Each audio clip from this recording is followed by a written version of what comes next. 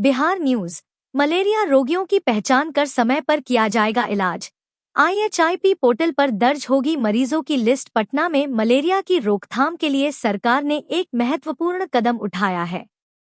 Malaria रोगियों की report अब इंटीग्रेटेड हेल्थ इंफॉर्मेशन प्लेटफॉर्म पर दर्ज की जाएगी, जिससे रियल टाइम मॉनिटरिंग में मदद मिलेगी। अधिकारियों को पेपरलेस रिपोर्टिंग सुनिश्चित करने और समय पर प्रशिक्षण पूरा करने के निर्देश दिए गए हैं, ताकि मलेरिया उन्मूलन का लक्ष्य प्राप्त किया जा सके। पटना।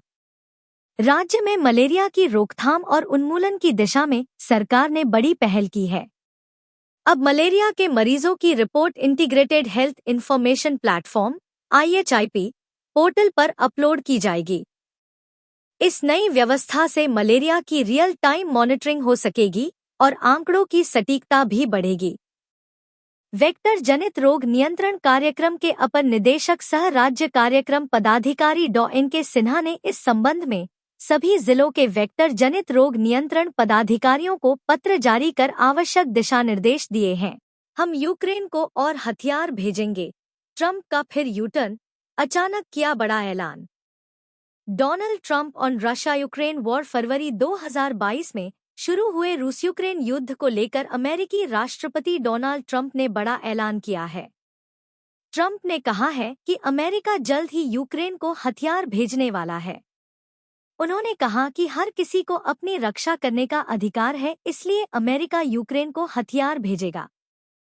ट्रंप का दावा है कि यूक्रेन पर हमले तेज हो रहे हैं। Digital desk, Washington. फरवरी 2022 में शुरू हुई रूस और यूक्रेन रशिया यूक्रेन वॉर की जंग के हाल फिलहाल में रुकने के कोई आसार नहीं दिख रहे हैं। दोनों देशों के बीच सीजफायर पर सहमति न बनने के बाद अब अमेरिकी राष्ट्रपति डोनाल्ड ट्रंप ने भी बड़ा ऐलान कर दिया है। ट्रंप का कहना है कि अमेरिका जल्द ही यूक्रेन को हथियार भेजने वाला है। AI से नौकरियां खत्म होंगी या नहीं, PM मोदी ने दिया ये जवाब। PM मोदी ने AI समिट में कहा कि भारत ने 1.4 बिलियन लोगों के लिए बहुत कम लागत पर डिजिटल पब्लिक इंफ्रास्ट्रक्चर तैयार किया है। अपनी विविधता को देखते हुए भारत अपना खुद का AI भाषा मॉडल बना रहा है। PM ने AI की वजह से जॉब खत्म होने वाली बात का भी जिक्र किया। उन्होंने कहा इससे जॉब खत्म नहीं होंगी, बल्कि तरीका बदल जाएगा। टेक्नोलॉजी डेस्क, नई दिल्ली।